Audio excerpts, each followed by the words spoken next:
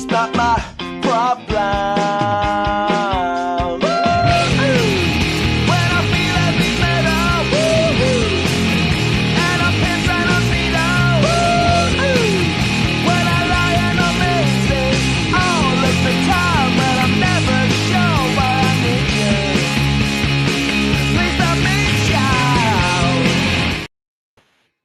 All right, we got a fantastic prospect podcast today. It's gonna be a little quicker one, but it's gonna be exciting.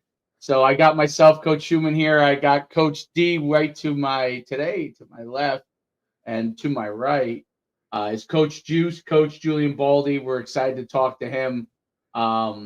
We interviewed from St. Peter's Cath. What was Coach's name again? Coach D?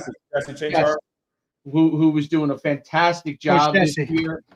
Yeah, fantastic job with the football team.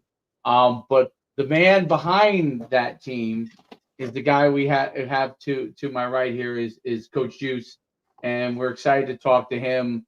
I mean, he's a guy that's just been in this game since he was a teenager, really, started working out, and obviously played football, was at Valdosta State, which was a fantastic program.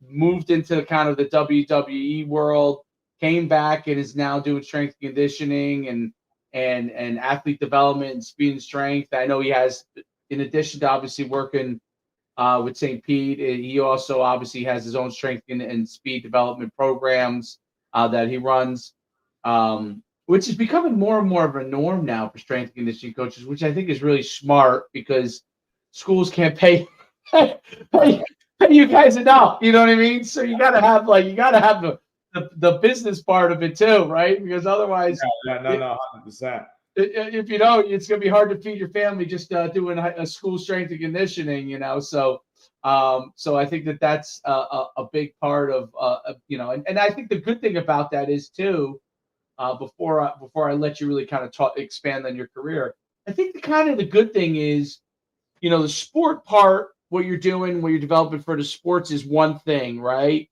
But then you're out, and that's a little bit more, I mean, it's individual based, but it's team based too.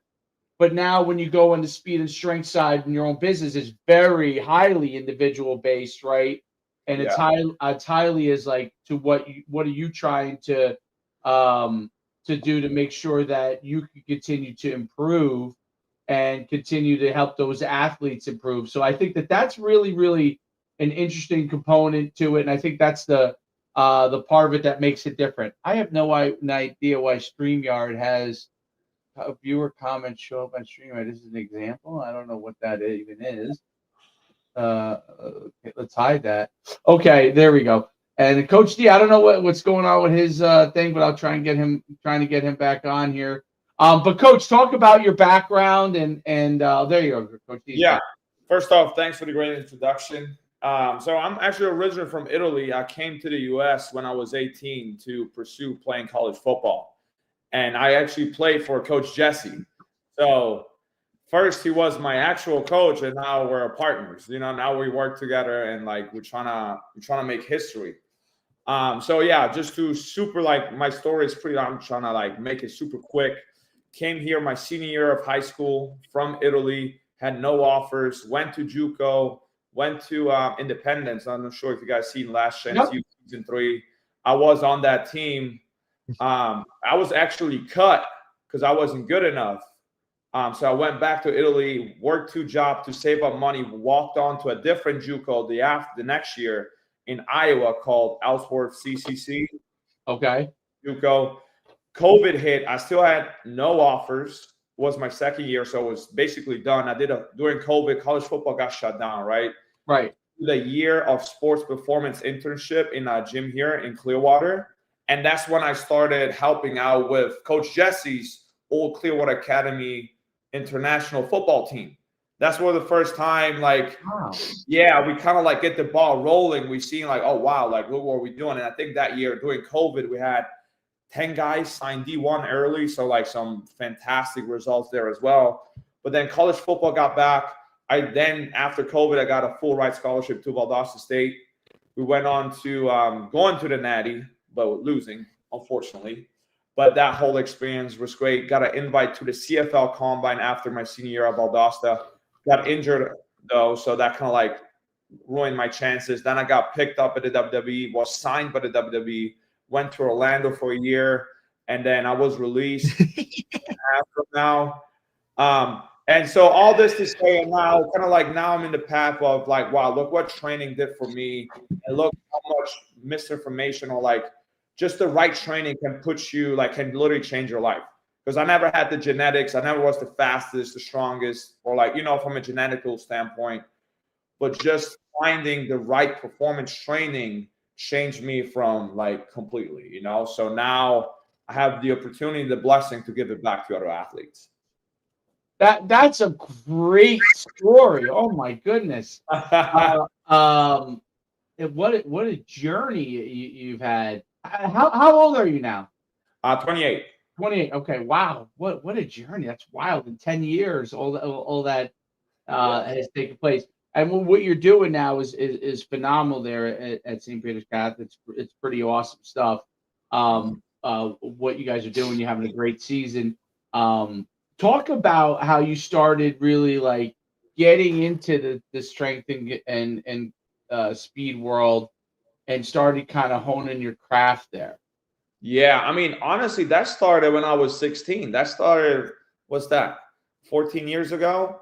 Or no, 12 years ago, right? So, because when I was still in Italy, I was trying to the way I started out was doing the wrong workouts, right? I started doing bodybuilding workouts, looking stuff up online, but nothing. I got a little bigger, right? I had a muscle mass, but I almost got slower, tighter. You know what I mean? Nothing that really transferred. Then when I came to the States my first year, I don't know if you guys heard about a knees over toes guy, Ben Patrick. Oh yeah, of course I know. Yeah, I actually he was my first ever trainer when I came to the States. Like he's a good friend of mine.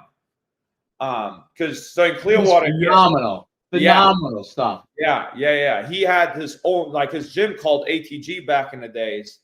That's when that's when I started training, seeing the right ways to train, learning, because his mentor was Charles Poliquin. So this journey started 12 years ago, and then from here on out, I just stayed in the space, because as an athlete itself, making it pro, there's so many details and more things that I was learning that now I have a big toolbox, through 12 years of experience. One, being an athlete, two, training athletes during this time as well, So, yeah, so from there on out, I just try to find the right mentors in the right spaces. I graduated with a bachelor's degree as well. So, overall, everything that I was doing as an athlete now helps me as a coach. Let's first of all talk about the knees over toe stuff, because I find that stuff to be fascinating, and I've used it in my own, because my right knee is just probably, I've been told I need a replacement, at least a minimum of partial. And so I started doing a lot of knees over toe stuff. Mm-hmm. And the knees over toe stuff is just phenomenal. Absolutely phenomenal.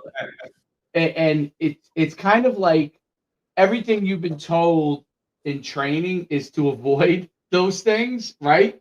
And because you're but what made sense when you talk about how tendons take a longer time to develop, right? And even the muscles around those joint areas, and particularly obviously the knee, in particular, those things take a longer time to develop. And the knees over toes stuff, as I started applying a lot of it, because of my knee, for me, it was really obviously I'm not an athlete anymore. That's almost 26 years away from being an athlete, but it helped tremendously. And I was always getting knee injections and all those kind of things. Mm-hmm. And now I'm over a year. I probably would get one, just because I think I could do a lot more. But the knees over toe stuff helped that tremendously. And from an athletic standpoint, what caught my eye, obviously originally probably caught most of their eyes, was how he talked about how he went from basically not being able to jump to being able to dunk, right? Yeah. And that was a big part of it. But then when you get to the science of it, it's so interesting, because in sport, flexion is such a big thing, and being able to be strong in how you flex, meaning, oh, what happened there? What the heck? Did I lose, guys? I hear you. I don't see other people here.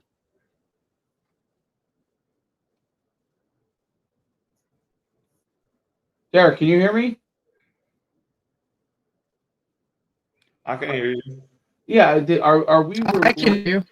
Oh, something happened there. Oh, there we go. When Derek came on. So yeah. So what I was saying was like the ability to flex as an athlete is so important. To be able to bend and to be able to move and to be able to, it's such a big deal. It's so important to be able to do that. And what he talked about makes sense because all these years people are always like, oh, don't go below this when you squat and don't do that when because you're worried about your knees. Well, and actually what it was actually doing is you're making your tendons weaker by not doing some of those things. So I'm curious your impact first from that standpoint. Oh no, it was cool because again, like when I got there the first time, this was all new to me, right? Right. It's training. It was very sport specific, and then how it applied to me, right? And then just another thing in my toolbox. There's so many different things, but like just like full range of motion, squatting, knees over toes, like that overall is just great, right? It's amazing. So shout out to Ben.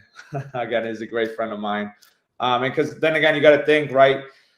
In those deep ranges of motions that people say, oh, you're not really in, like we play a contact sport, right? Or we want to at least get as many muscle fibers attached that we can, recruited as we can. So we need to train full range of motion. So we are strong in those so-called weak positions initially. Right. That's really interesting. The strength in those so-called weaker positions, developing that. Exactly. Like those knees over toe position that like most people don't really get to, right? So their muscles there are weak. So then they're like, okay, but what happens like if you, because there's many clips out there where football players get in those positions and then they get hit on contact, then what happens? You know what I mean? So with us strengthening those positions, injury variability in that sense. No doubt about it. What then as far as like what you're doing with your athletes now, like so with a football team, take me through like because you guys had such a dramatic improvement levels, what you guys are doing in your program. Take me through what you really did to really kind of enhance them from a football standpoint. Yeah. I mean, that's a long story, so I'm trying to like condense it. So honestly, everything started off. So by the way, I don't know, maybe Coach Jesse mentioned that last time. We started off with 21 players during the spring, and then in the summer we went to 64. So it was if I had 64 players during the off season, dude, I don't know. By now we're blowing out teams by 100 points, like because I had those key players during the spring.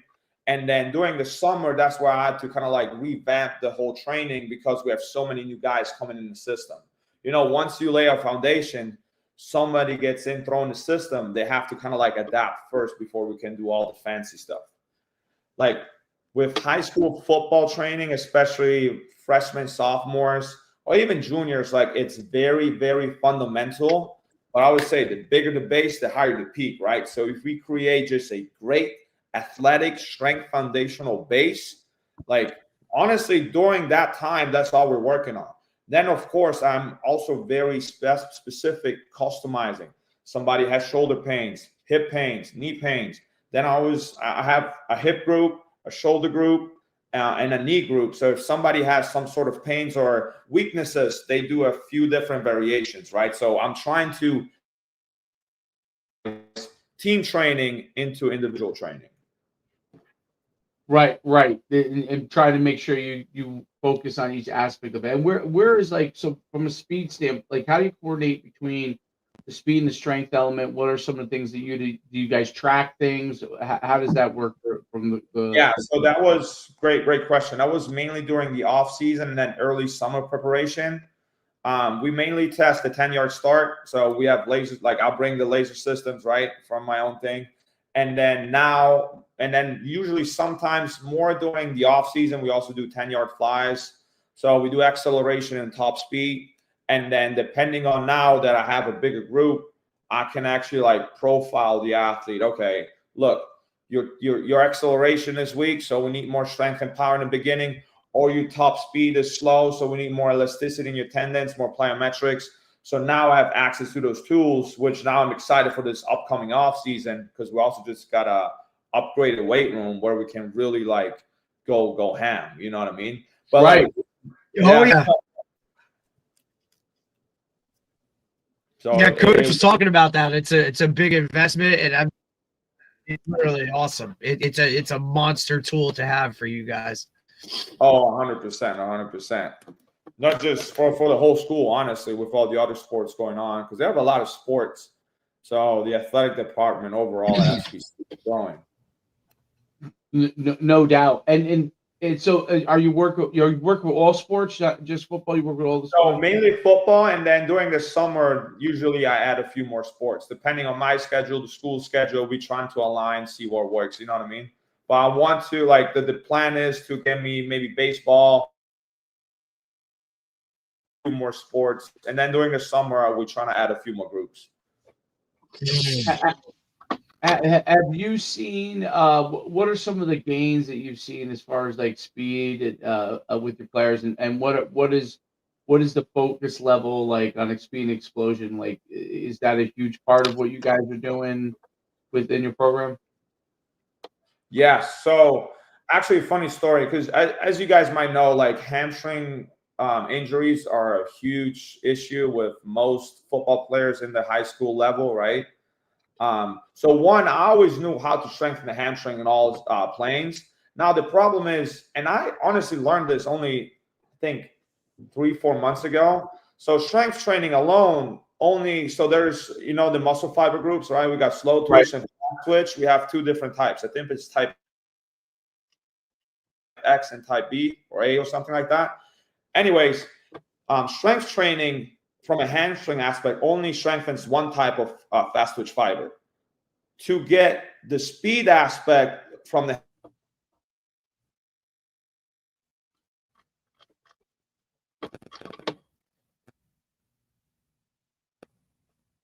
You lose them? Can you hear me still? I can hear you. Yeah. We might have lost them. Yours was going in and out too a little bit for a while. I don't know. It's been a little choppy. Yeah, dude, it's like it's windy as hell here. So I don't know if that has anything to do. I'm usually good. Yeah. I don't know. Coach is definitely at minimum frozen. Coach Juice. Coach Juice is frozen right now. Okay, and he's gone. I mean, look, I think we see the number, obviously, like, you see the numbers, that he, you know what I mean, that put I mean, he's not wrong. They're literally blowing people out by, like, it's insane. It's the amount of points that they're winning by is it's wild. And you can kind of, look, Coach Jesse, when we had him on, like, right, like his path to where he's at was very unconventional, very different, right? Like, started really, so it doesn't surprise me that, Coach Juice's path is a very different path. I mean, you're talking about literally, we say he was what, 28? I mean, he's literally only been in the United States for like 10 years. Like, that in itself is just wild to begin with, right? And then to kind of hit the ground running to, like, literally, he was like Last Chance U, Independence, like gets cut, right? Like, and then comes back and then goes back to another JUCO. So he went a JUCO route, then, plays in a national championship for whatever team. Like, his story itself is wild, dude. Like, like he didn't even do it justice. He's trying to get through it to talk to like what we want to talk about, but like, holy hell, like that in itself is wild.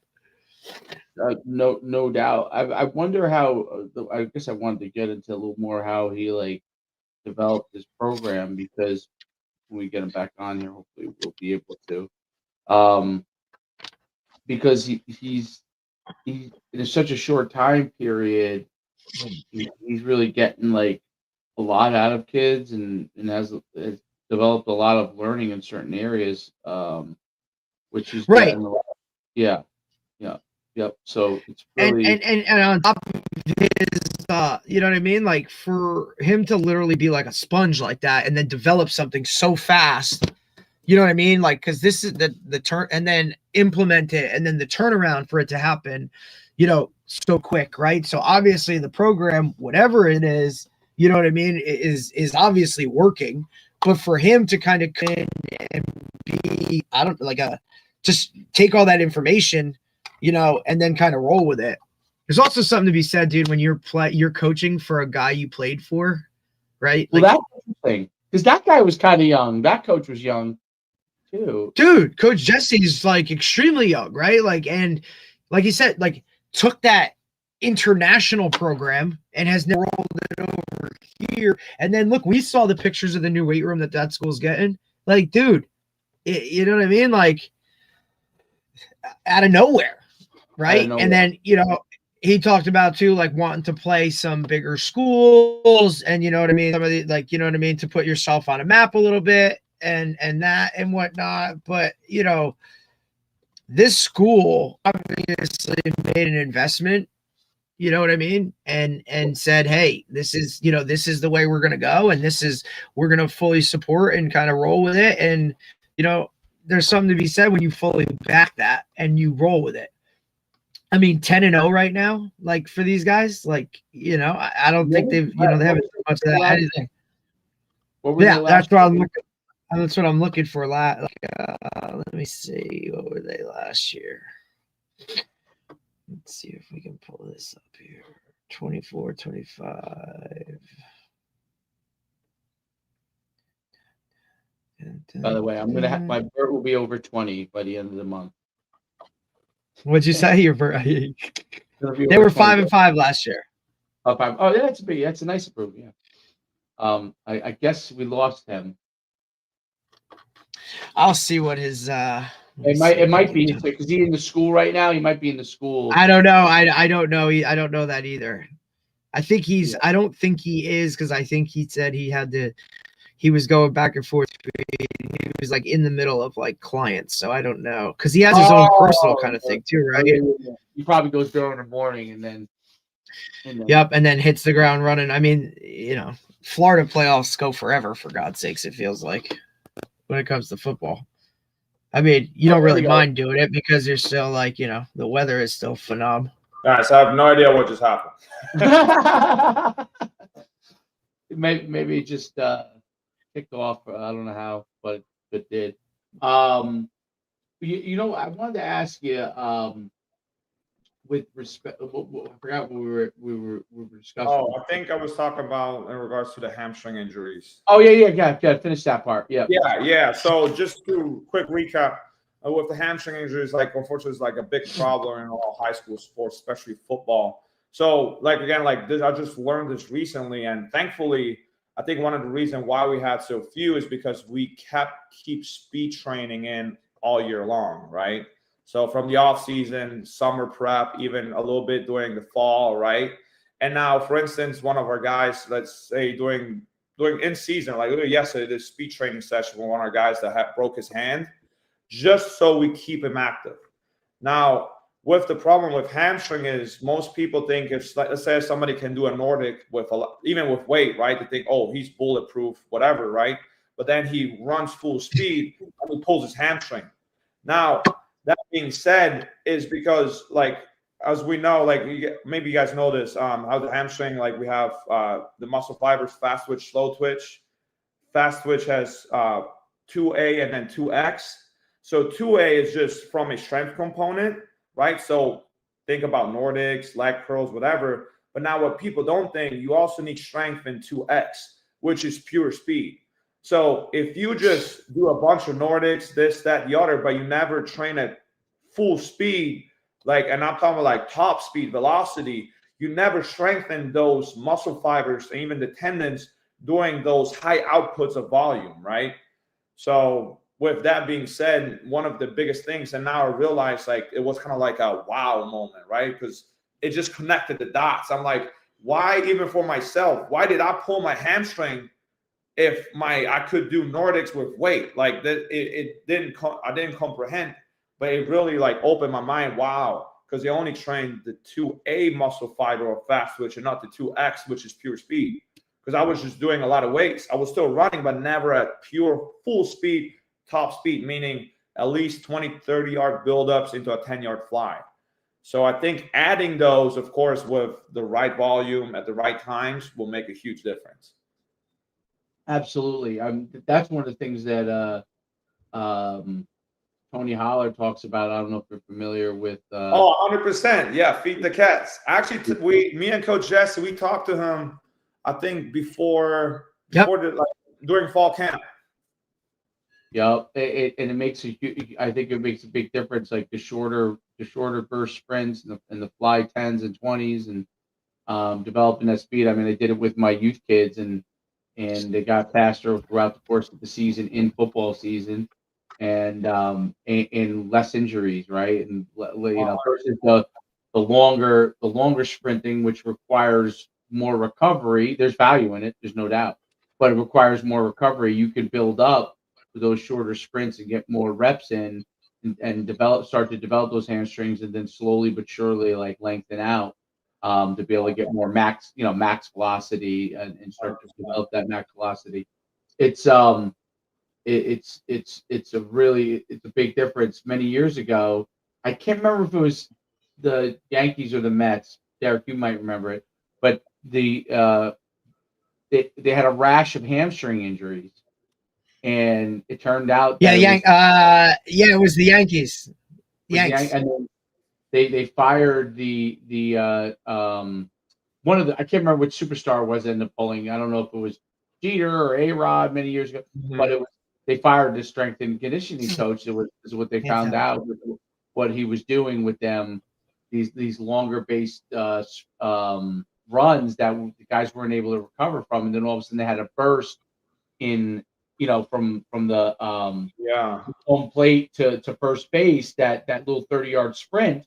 Well, they didn't build up their sprinting throughout the off season and within in season. Yeah. And they were pulling hamstrings when they would go to sprint because of it, right? So it was really, really interesting. And that was the first time I'd see, like, that was when things were starting to transition towards it. Tony Holler's put a word to it, feed the cats, right?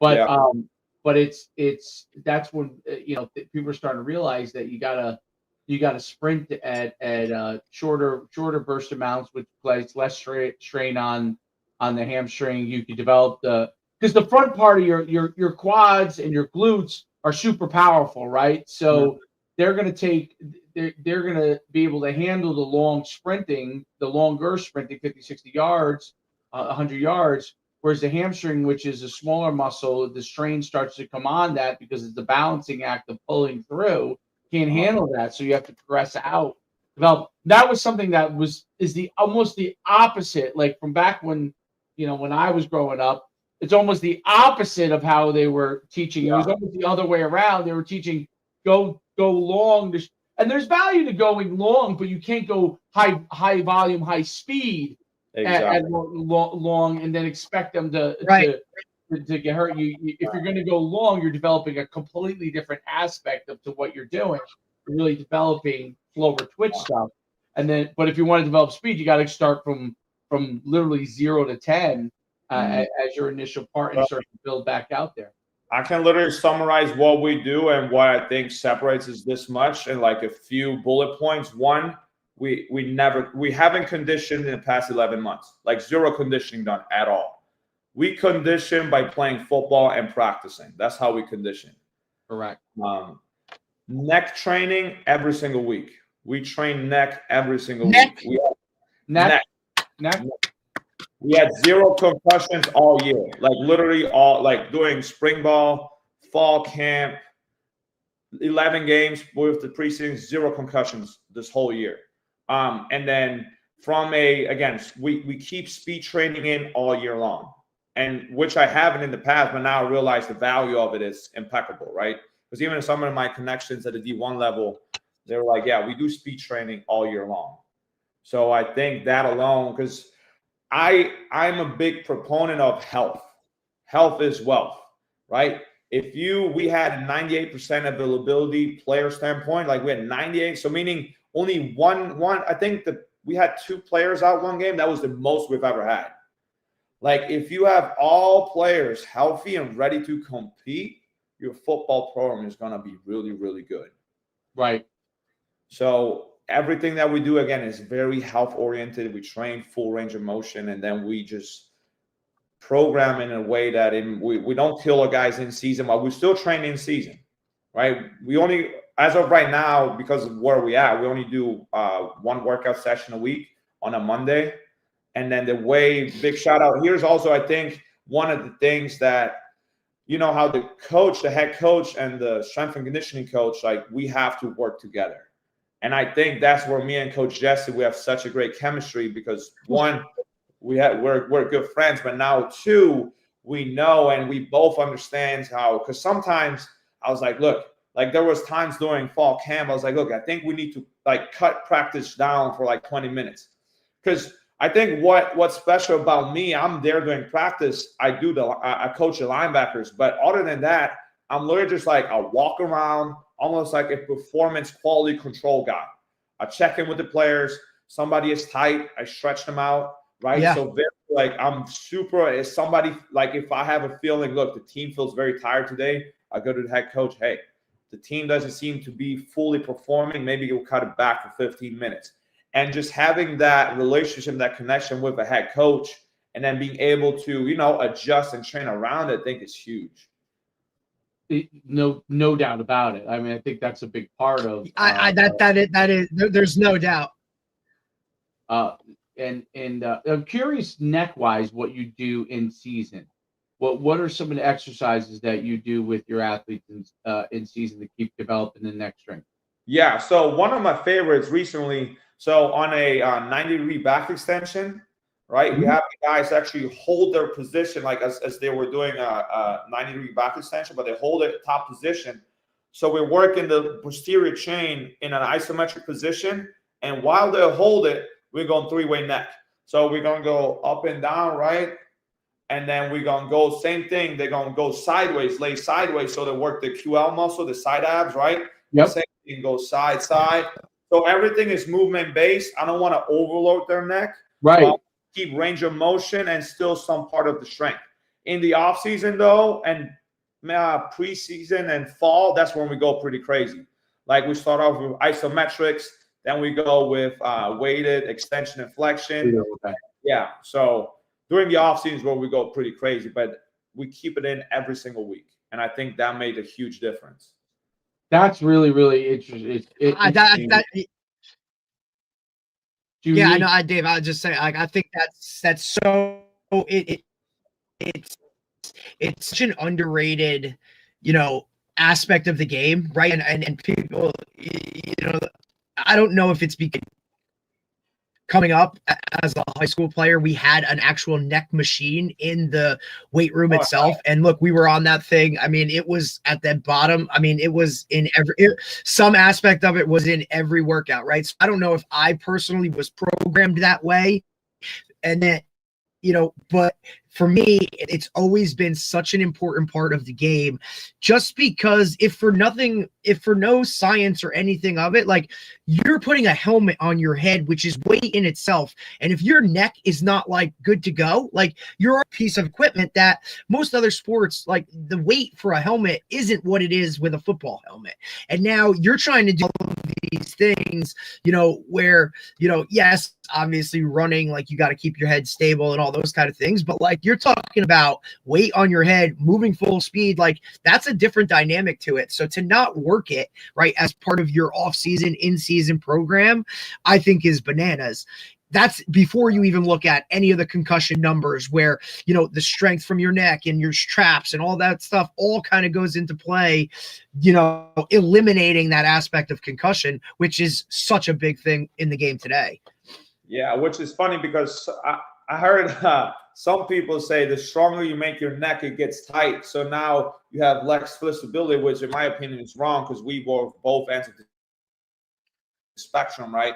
But just think about it, the stronger your neck, right, on impact, your brain, the way a concussion happens, your brain hits against the skull, right? And that's how a concussion happens. So now the stronger your neck, you're able to stabilize the impact. So your neck might get sore, but your brain doesn't go in your skull, boom, boom, boom, boom, boom, boom, boom. Right. So yeah, it's not smashing against it. It's not, Exactly. That's why I tell everybody. And then if now it's like, oh, I got to start training neck, like calm down. 2 sets max, start very slow because it's a muscle 99.9% never trained before. So even if you do 1 or 2 sets, you're going to be sore. So there's no doubt. Yeah. Well, I always think like even for like younger kids, like middle schoolers, the first thing is when you do sit-ups, right? For example, you're using the front of your neck. People don't realize it. When you're doing sit-ups, the front of your neck is being used. And obviously, I never thought about it before, but what you talked about with when they're doing the back extension and they're up like that, that's a great. So those and then the side for I guess the obliques.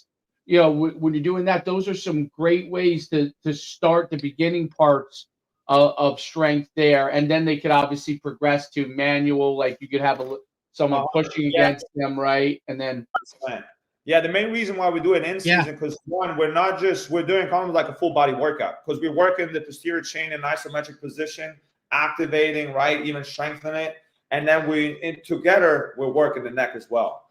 Because again, during the off season, that's when we do partner neck. We add some weight, we do different things because that's when we have more flexibility of being more sore. You know what I mean? During in season, we just want to keep the guys fresh, ready. Yeah. But if Friday hits, right? I'm sure you guys had this in the past. A lot of teams come through Friday tired, sore, whereas we are ready to run somebody over. Like we're just excited, happy.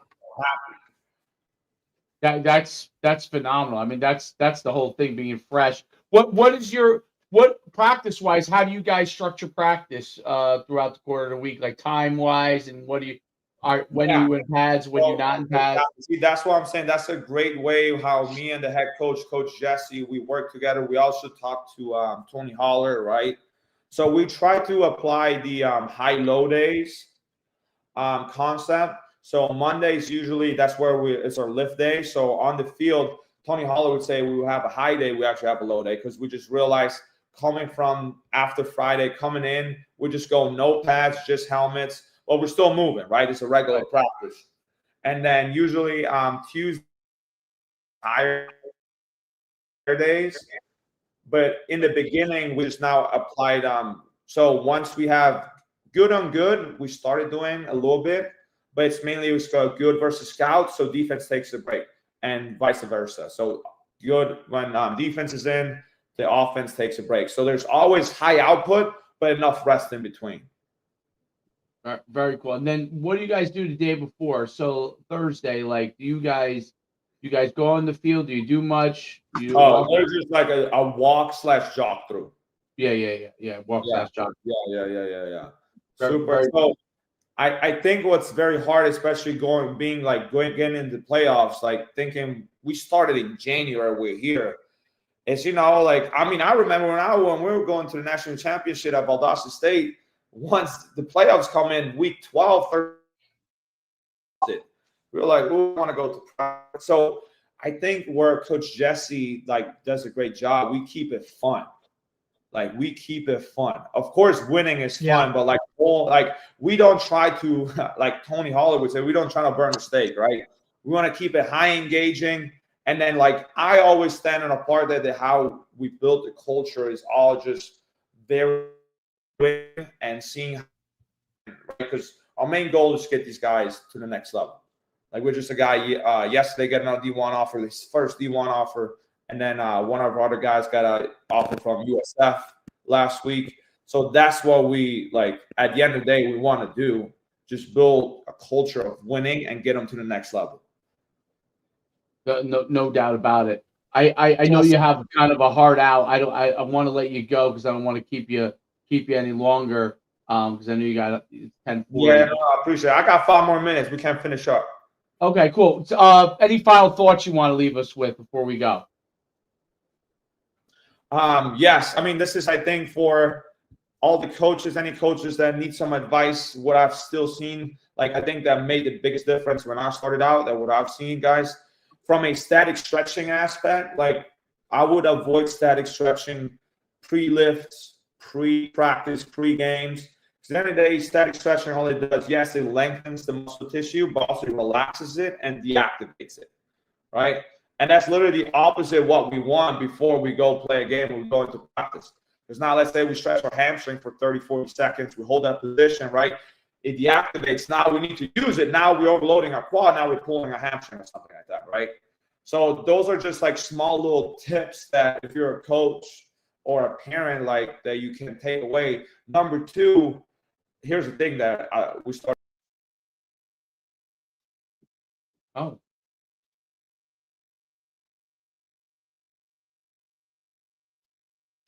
Just me and you, bud. Oh, we lost him again. Lost him again. And that's something we've heard for a long time with the static stretching, right? I mean, we did away with it. God knows how long. You know what I'm saying? Like with the static stretching. Now, look, you want a static stretch like at night before you go to bed or something of that nature. Right? You don't want to be out there like, all right, let's hold this, whatever for practice, and you roll after they run their one lap around the field. Like now they're in their lines and okay, like cross up. I mean, look, that's how we were raised, right? Like we static stretch like our just part of it was. Now, absolutely not. Like it's so anti to kind of really, the science that's been that everybody's seen and kind of come up with. Like you don't static stretch it before you're getting ready to kind of go out there and get it going. But I think one of the things that obviously I'll take away, right, and like most of these guys, is that health, like being healthy and keeping guys healthy, is now literally the priority. Not that it wasn't in the past, but I think there's more of a hyper level of focus for guys to keep guys healthy throughout the season. And it's something that, when you look at Tony Holler's data and all that kind of stuff, like the health level of those guys that are implementing those programs, it's off the charts, right? I mean, you're talking, if it is an injury, it's not a soft tissue injury. It's like a break or something that's unavoidable in terms of whatever, because, football is still a violent game at the end of it. But, I just don't think you're seeing the pulled muscles. You're not seeing, you know what I mean? The hamstrings, the quads, you're not seeing all of that stuff within these programs that really attack it the way that these guys are doing it.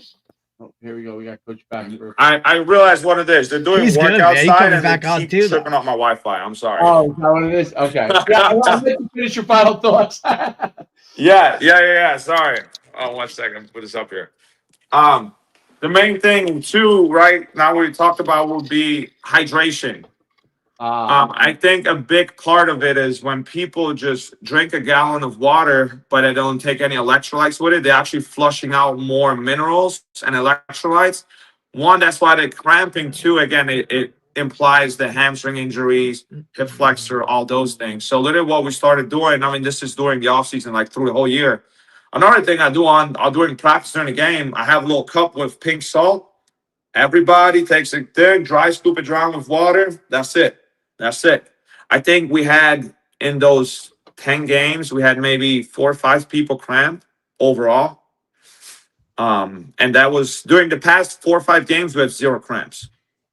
I think absolutely that's a huge part of it. I can't believe how many guys are just like, everywhere I go, people are just drink water. I'm like, no, you need to have some sort of electrolytes with it. And I mean, these are battles. It's funny because guys like yourself are much more needed to like speak in more and more clinics. I mean, I know Tony Holler's doing a lot of it, but we need more of it, right? Not just Tony, but like more people that yeah. Because so many of the, not just the and it has to be communicated to parents, not just coaches, because some coaches are, now your coach, obviously you're friends with them, so you guys have a great communication, but you get guys that don't know, like just stay in their lane and basically just coach football, and they don't like focus on any aspect other than that. They don't understand how important these things are to performance, and that nervous system stuff with respect to, obviously the electrolytes are a huge part, developing the sprinting aspect throughout the season. So when you get to the game, they're able to explode at fast speeds and not have a problem, because so many guys, they practice so slow. And what I mean is, like, everything is moving so slow that they don't have a pace to it. And then what happens is now they expect their guys to explode in the game and to go fast in the game. Brutal. It's 100%, and that's why their body's not used to it. And that's why also soft tissue injuries might happen, right? Because they're never, like, again, I keep quoting Tony Holler here, but when we talked to him, he brought it out in a good way. Like, we practice, like, a team's practice in third gear, and then you play in fifth gear, but you've never been in fifth gear, so you get hurt. You know what I mean? So that's a good point. There's no doubt about it. And it's funny because, like, the results happen on the field, but the but we have to keep educating them, because you don't want to just look at, like, you have to look at your own team's development from it, and not look at, like, I don't know, let's say a team, if someone plays somebody in the state championship and they're just that good, right? They're just bigger. They have bigger guys. They're faster. They're more talented. And let's say they're doing a lot of these things maybe incorrectly, but they got 150 guys on the roster, and they got and parents will look at that and go, well, we should do what those guys do. And they may not realize that it's about what your overall group's progression is, not what someone else is or isn't doing, because you don't know the level of talent that they have over there. 100%. That's a great point. And that's important. And I think, like, that's what I've seen with, like, when we look at what you guys have done just in the last year, right? That progression, that's what you're evaluating. And it's one of those things where, okay, good. Now we're getting to a general, we see our guys, and that's where the testing aspect obviously helps too, right? Because you're able to measure it. You're able to say, hey, we're also winning. We're winning more games. But and eventually you'll win championships too. But But the mistake is when people think that it automatically translates to a win in the championship game as the only aspect of the measure. I know. It's a crazy, crazy thing that people look at, because there is times when you hit it right, you win that championship. But there are other aspects. To me, it looks like, okay, are our testing numbers improving? Are we having less injuries? Those are measures. And are we in a much higher win percentage ratio, meaning are we going from being 50% like you guys are to where you're like right now 100%, but like 90, 100% range where you're winning 9 out of 10 games or 8 out of 10. Yeah. Rating out so high on a consistent basis, and then eventually you may win the championship this year. You may but you'll be in the hunt for the championships all the time, and that's like what I always try to say. It's hard for parents sometimes to understand that. It's sometimes hard for coaches to understand that too. But that's what you're looking to do, to be in the mix. And you listen, you happen to have a great class of kids. You recruit great guys. You know that, and that goes all with it. And you win some championships out of it. But what you don't want, when you evaluate your program, if you win a championship and the next year you're 5-5, is it the fact that you had great players, or is it the fact that you progressed your program the right way? So then you have to look at it if that happens, right? And I think that that's an important thing for parents to understand, is we want to be, and coaches, be in the mix all the time. Once you build your program up, obviously when you start at certain points, you start first building it. But once you get to that point, are we in the mix all the time? And how can we tweak little things? And do we have a chance to win that championship, more often than not? And eventually you'll win some of them, and maybe you get so good and players want to come to you that you're winning a lot more than you're losing. But that's the ability to be in the hunt and to be in the mix every single year. I think that shows where the success of the program. Then you can look at, okay, what are they doing? What are those guys doing? Yeah. Is it more than just that they have good athletes? How are they developing those athletes? And I think that that's what you're doing, which is phenomenal. Thank you. I mean, again, I was trying to give back to my younger self. If I was in their position, I want to give them everything that kind of like helped me back from, maybe even making it further. You know what I mean? So I think it's a blessing. No doubt. And do you have obviously Tony Holler's a guy. Charles Poliquin was great. I mean, he was one of the Mhm. great with respect to explosion and speed. Are there other guys that you look to like? Yeah, 100%. So one of them is called Adan Lopez. He's a bulletproof man on Instagram. Like he's the guy I interned with during COVID.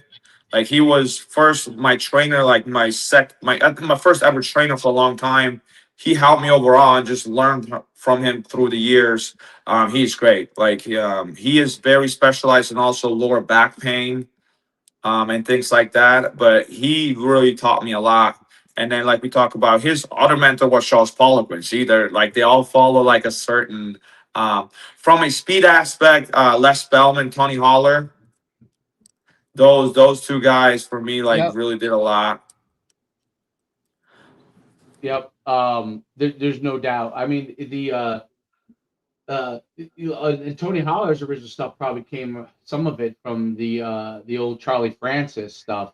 Who was he got marred because of all the steroid stuff with Ben Johnson, but Charlie Francis was one of the originators with that running the speed, the flying 10s, the flying 20s, the development of plyometrics within the aspects of training and being able to start to measure almost everything you do.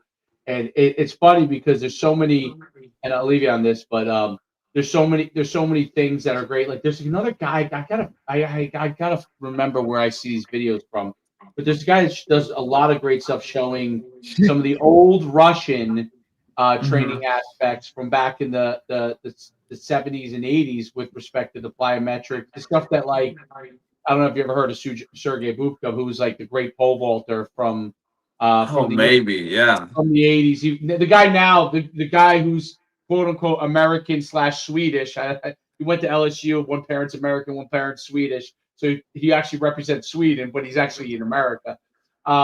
He's broken all his records. He's smashing them. But they follow this Sergei Bubka method, which was originally a lot of Russian training with plyometrics, gymnastic development, explosive training, which is really interesting. So it's funny how a lot of that stuff is now kind of being incorporated. But for a while, people went taboo because the Russian stuff and Charlie Francis were so tied to steroids, but their training methods were so great. Like what they were doing to develop the athletes was great. And now people are realizing, obviously, that these are things that are really big aspects to really helping develop a speed and explosiveness. So, but anyway, I'll let you run. It was phenomenal to have you on. We'll have you on. Thank you. It was fun. Yeah, we'll get you on again when you get into the off season. I love your website, by the way, as well. Thank you. So, you're doing I appreciate that. Doing a great job, man. Keep getting people better. Thanks, Coach, man. Appreciate you. Of course. Thank you, guys. Yes, sir. All right. Have a great day, Coach. Have a good one. All right. Bye-bye. Take care, buddy. All right. I didn't want to hold because I know he had a heart out, right? But I wouldn't,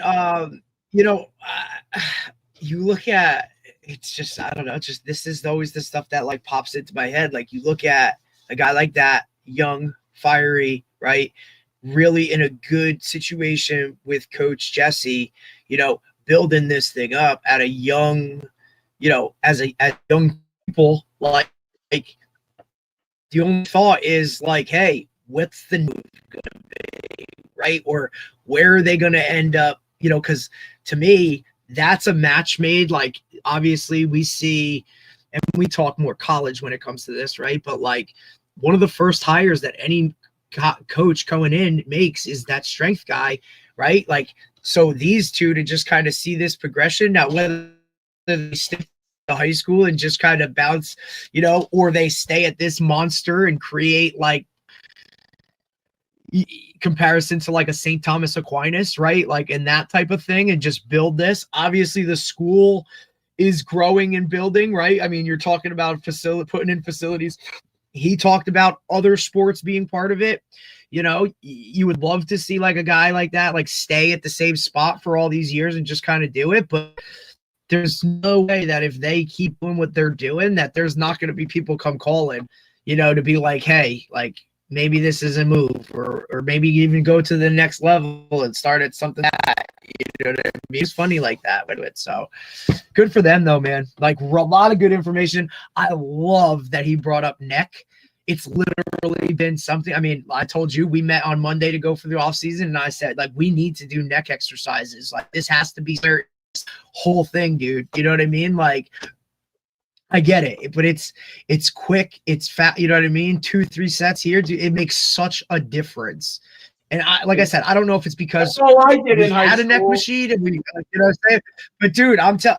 And there's nothing like seeing a guy that's got this. You know what I'm saying, dude? Like, there's nothing like seeing that and all that stuff that goes into this part of it. Like, people don't realize that helmet, even though they're getting lighter, dude, right? I mean, look, I've been trying to get the light helmet guy on here for a while now, try to talk that. But, dude, think about it. Like, that helmet on your head and trying to run. I mean, look, you're a track guy. The difference between having that helmet on and running or not having a helmet on and running, totally different, bro. Right? Before we even get into, like, hitting. No doubt. I can tell you one of the things that I feel, and that's why I asked him questions about it.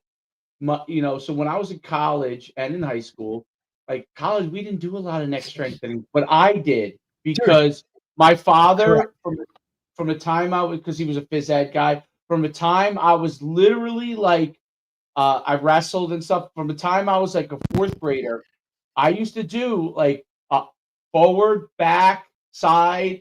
I would do like like 50 to 100 every single day, and then I would do a little stretching for it.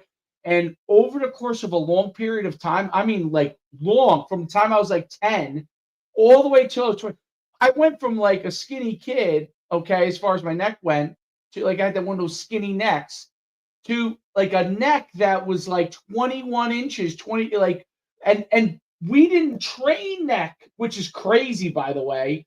In college, we really didn't train neck. I trained it on my own because, like we would like all of a sudden I always in the old days, like, oh, all of a sudden today the coach wants to do neck strengthening, like out of nowhere, like, we haven't done it in 2 weeks and now he wants. Yeah, like just throw it in there. Just throw it in there, yeah. So I don't know, like it was. I mean, we had the dude neck machine, right? Like, awesome. Your head, boom. Like, dude, the fact that and like you're talking about a Group 1 program, right? Like, dude, and the guy, I'm not putting my head on that bullshit, dude. Like, I'm like whatever, 4 ways, everything you could put. And I'm telling you, it was twice a week, part of a program. Like, this is what it is.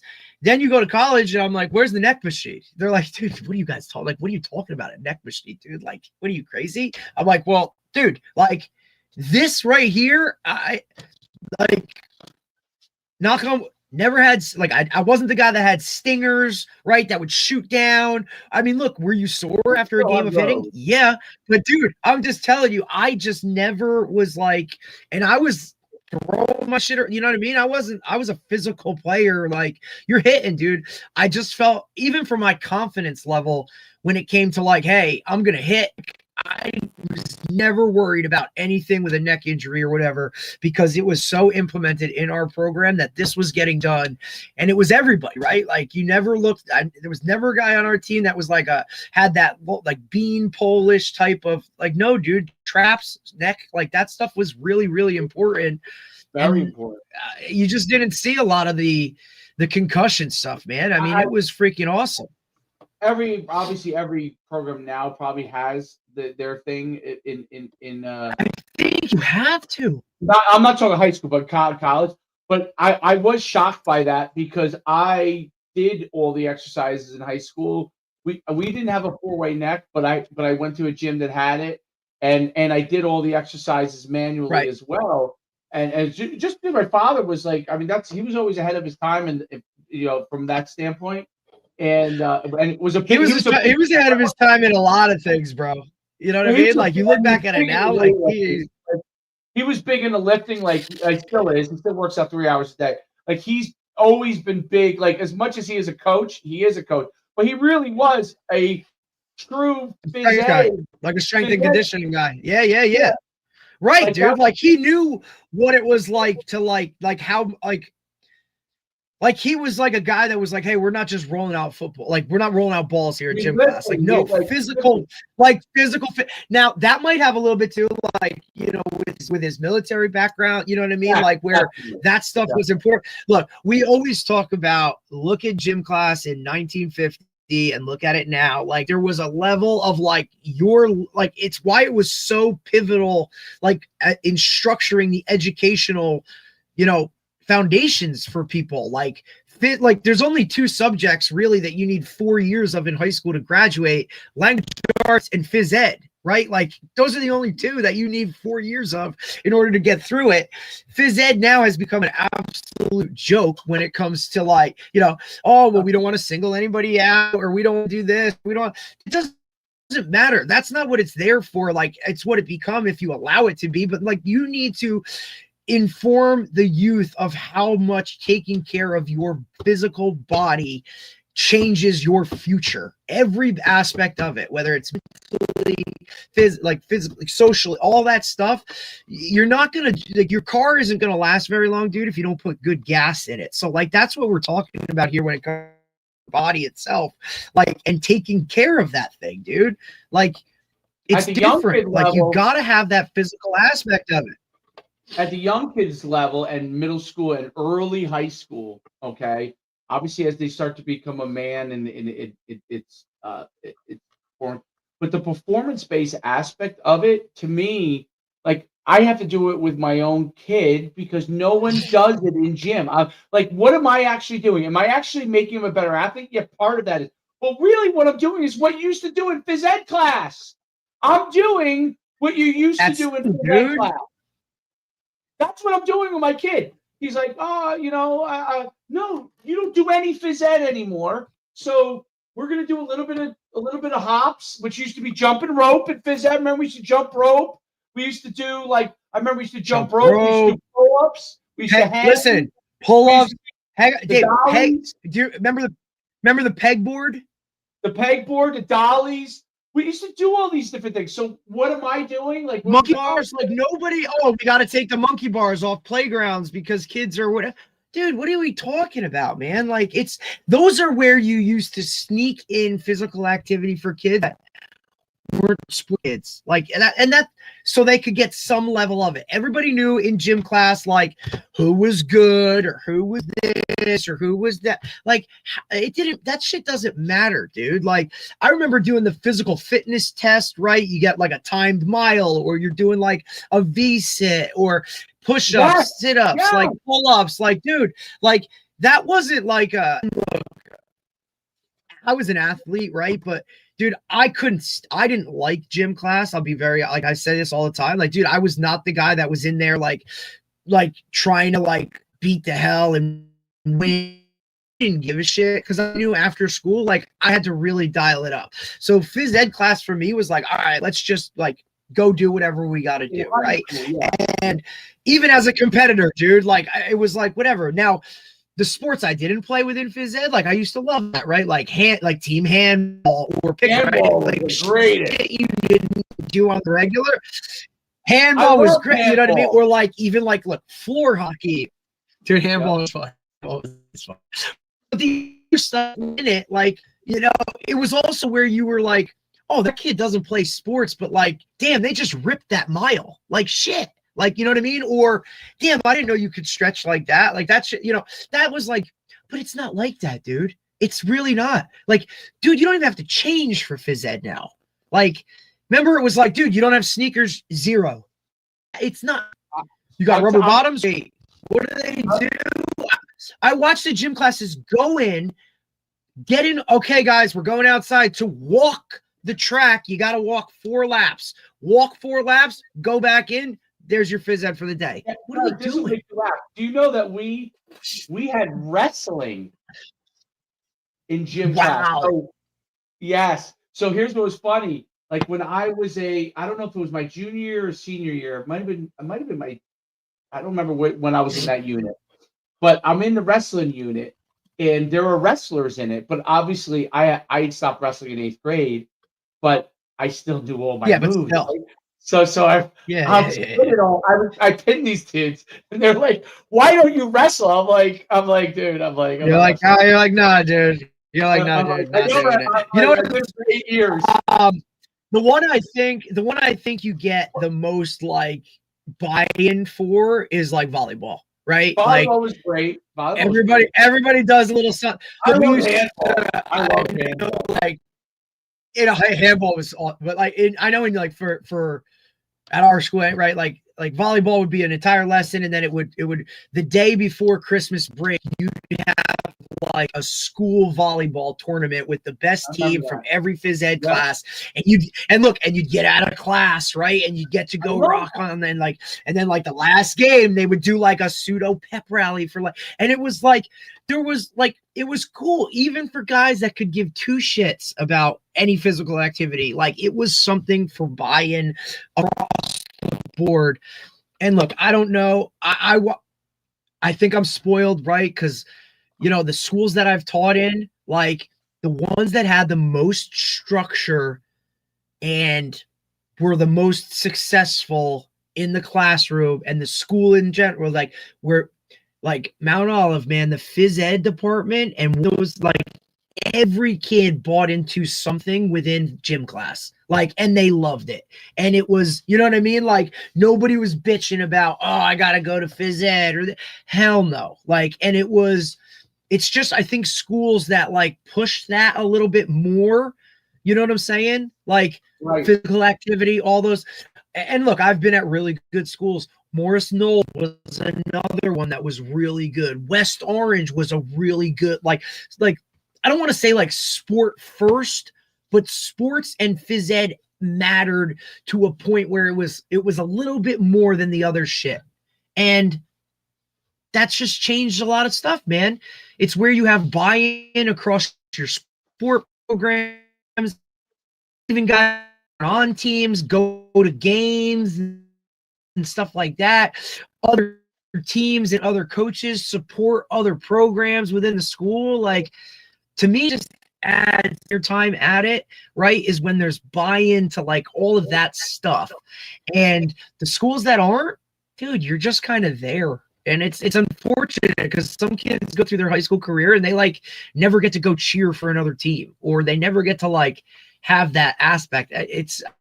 I don't know. It's just something that, like, for me, I just see it. It's like so like disappointing, like, to see like, man, like you guys don't give a shit about anything else that goes on in school. Like, agreed. Yeah, no, you're 100% right. That part has changed so like, much. Look, I think like the two high schools in your town, dude, like, I think phys ed matters, right? Or sports kind of matter. You can look across the board and see like what, yeah, you know what I'm saying? Like, dude, even though Saddlebrook like was whatever, like sports mattered. Like, guys like enjoyed being part of stuff. Like Butler, same thing. Like, dude, a lot of county schools are like that. Like, I don't know if it's geographical makeups or socioeconomic makeups or different culture makeups that like add to it or whatever, but I mean, rally the troops, dude. Find like, look, Mount Olive was just as good in sports as they were in their fucking robotics program.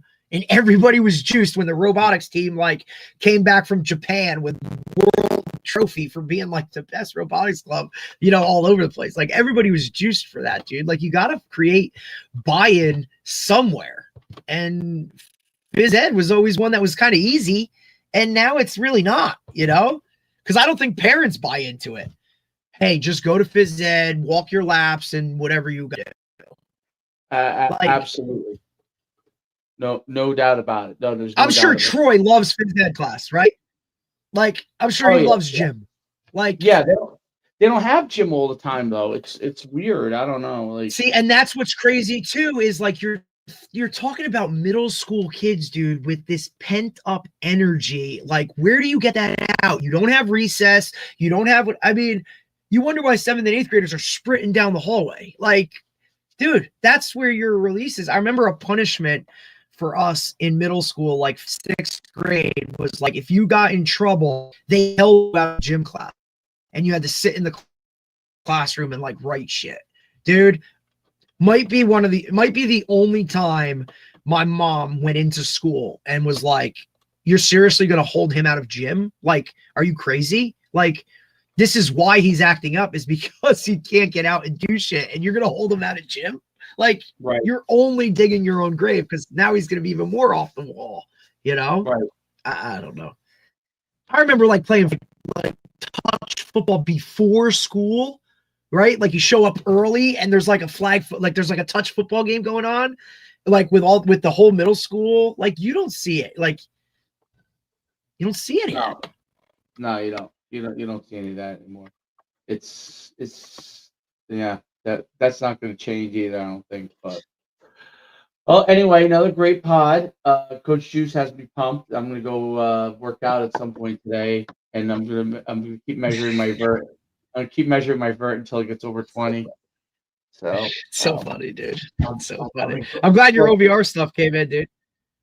Well, the first part I have to get the still the sprinting gates, which actually by the way, I don't coach.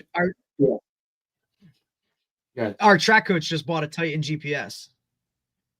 A Titan GPS? One Titan GPS? He was able to get one? He said to me, just ordered one. Let's see how this goes. I'm sure it's gonna go fine. I said, buddy, how about like when can we use it? Like, how about like how about like, like, look, buddy, I got the key to your track locker room, dude. Like, guess what, bud? Like this thing, you better keep this thing with you, lock key. One to start, he said he got. I wish you guys weren't so far. I would come and implement all the things I'm doing with you guys. Like it's dude, I mean, look, we had this meeting the other day. I'm doing such cool stuff. It's dude.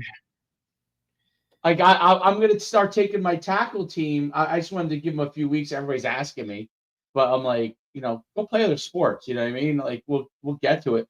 But they're asking me so much. I got kids that are bugging me. They're like, Coach, when are we starting morning lifts? I'm like, dude, we just pump the brake. Like, dude, we got to put together, like, you know what I mean? Like, Coach, like, I'm like, dude, relax. Like, we jumped into it real fast last year. It got us like another win. So relax, dude. Like, let us get everything in line. You know what I mean? Like, I said, like, dude, like, you guys want to start the next season. I said, and the teams we played are still fucking playing. So relax, dude. Like, like, take a breather and let's figure this thing out so that we hit the ground really running. So look, we're going to use, obviously, November. We're going to do like 4 days. We're going to test them.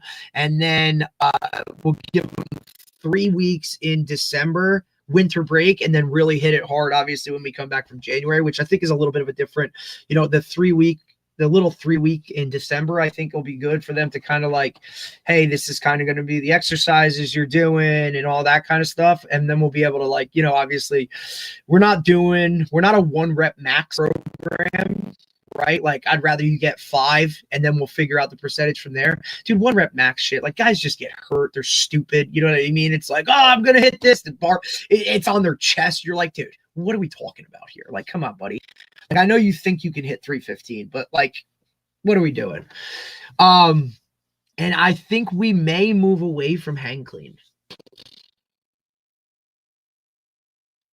How about power? That you don't guys do power clean, so you just do hangs. We're gonna do bench. We're gonna go back to doing. I want it like more box squat to like give them a measure of like how low you gotta go. You know what I'm saying? Because like you say squat and guys are whatever. Front squats will be in there, obviously, because I think that's pivotal. But I also think front squats are more of like help you with your clean type thing. We're going to do hex bar, deadlift, not straight bar. And then I think we're going to move. Go ahead.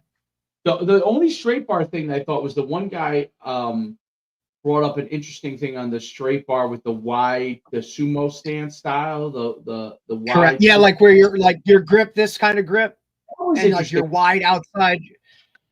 The only reason I hate deadlift, the regular deadlift, and why I love trap bar deadlift. You mean you hate straight bar, right? Like I think it almost turns into like an RDL.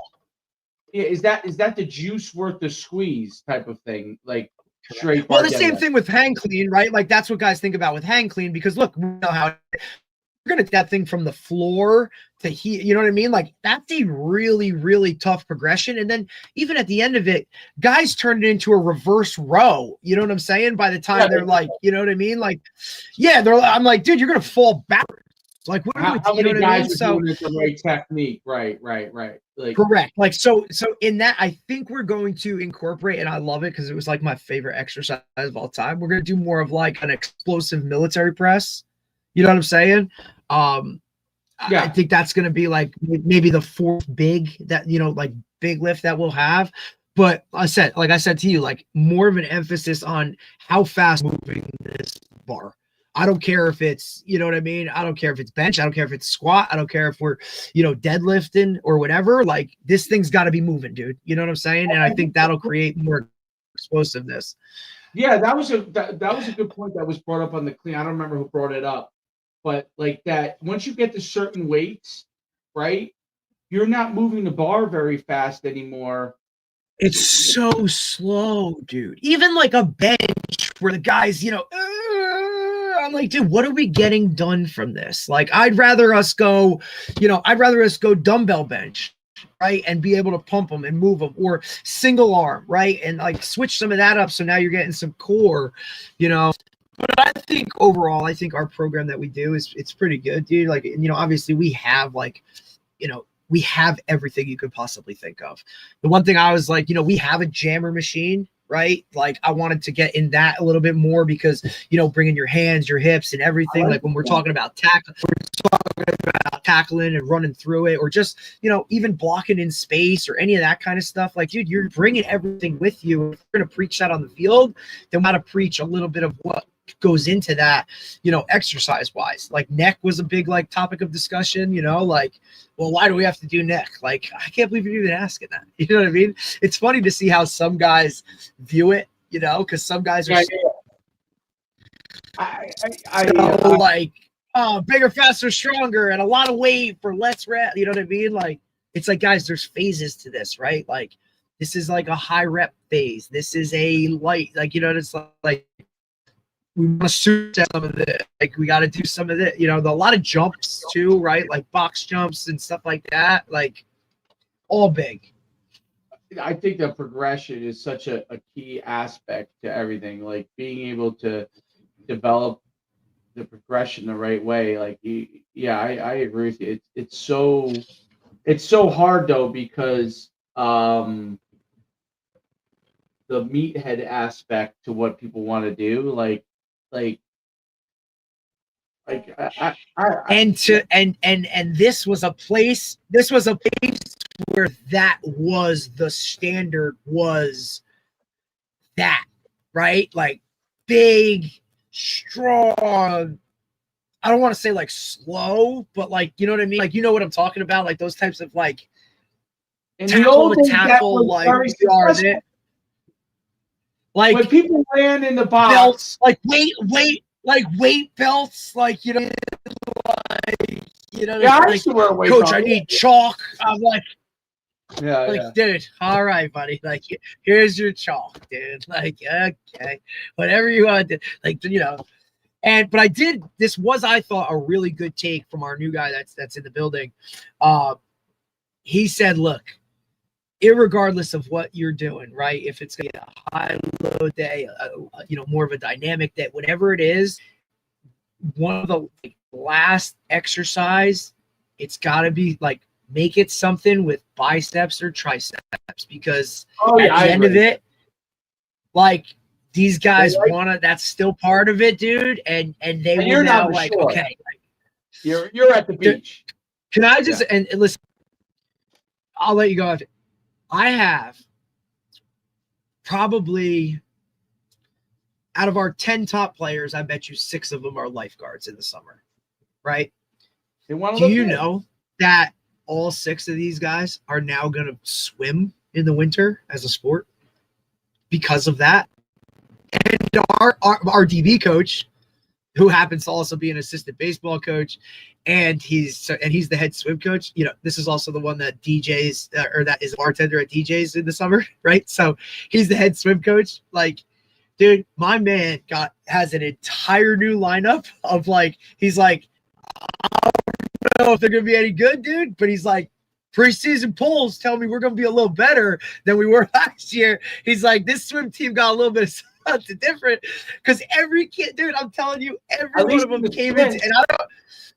The sprints That, but Dave, it was just so funny because we're in all these egg meetings, and it's like, what are you doing in the winter? I'm gonna swim, and then he's sitting there like, okay, like, all right, hey, I'm gonna swim, okay, like, well, what do you, like, what's your best stroke? And they're like, I don't know, don't we just swim? Like, oh boy, but you know what? I was like, good for him, dude, but you better freaking figure out a budget because you're gonna need some more Speedos or whatever you got for swim trunks, dude. You better put a brick dragon on that thing or whatever and rock and roll a little tail on the back or something, dude. But I think what's nice about that too is they actually, the pool that they use is actually Neptune. So they get on a bus at, like, obviously, you know, we're out so early, 1:30. Their bus doesn't leave till 3 to get to the pool. So they can still come in, get a full workout, and then go swim and do whatever they got to do. But one of the interesting things was, like, we looked at some of these kids that were a really good weight coming into the summer. And dude, just from being like, you know, football workout to lifeguarding, which is they have to do physical stuff like with their lifeguarding program every day. They have to do some type of training. Like, dude, we saw guys lose massive amounts of weight. So we're going to really have to like monitor their caloric intake and what they're eating and how many per day in the summer, because they're just burning it so fast, dude. We watch guys drop like 20, 25 pounds, like shit. Like, we got to watch this. You know what I mean? So there's something to be said for that. But listen, we're in a different area. We ain't worried about lifeguards in New Jersey, dude. Like, no. These guys, this is what they do, dude. Like, they love being on air. Like, it is a rite of passage if you are a lifeguard down here. So kudos to them, buddy. But sure as hell ain't my freaking thing. I ain't going out there now. Before I let you go, Titan is now owned by Huddle, right? I think correct. Titan. That's what he just said. He goes, "Did you know that Huddle owns Titan?" I said, "Yeah, dude. They bought them." Yeah. So if I bought a Titan, I just call up.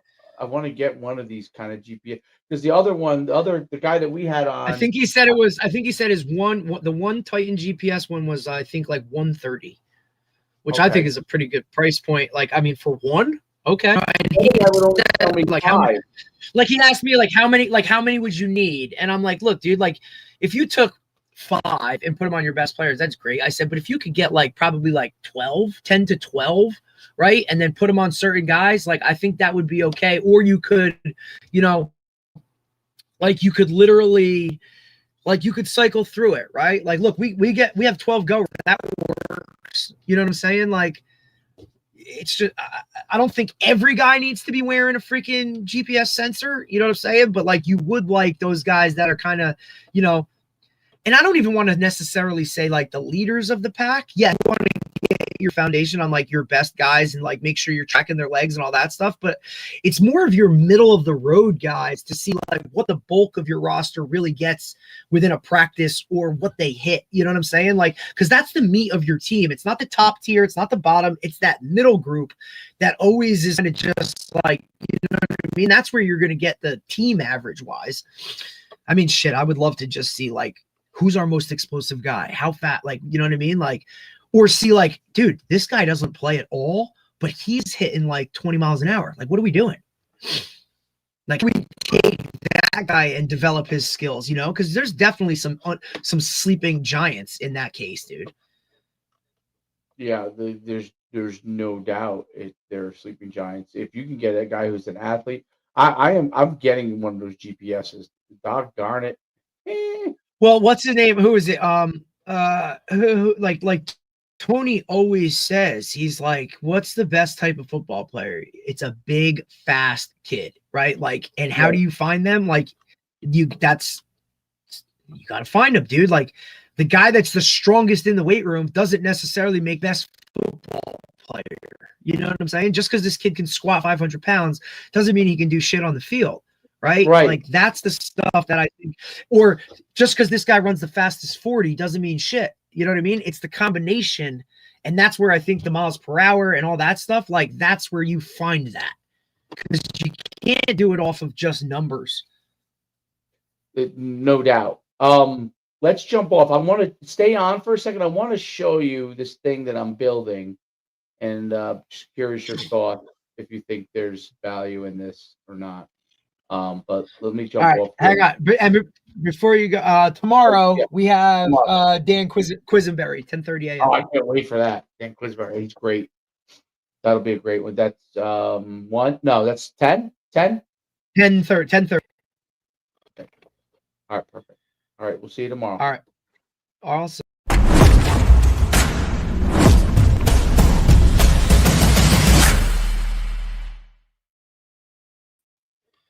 Show you real quick.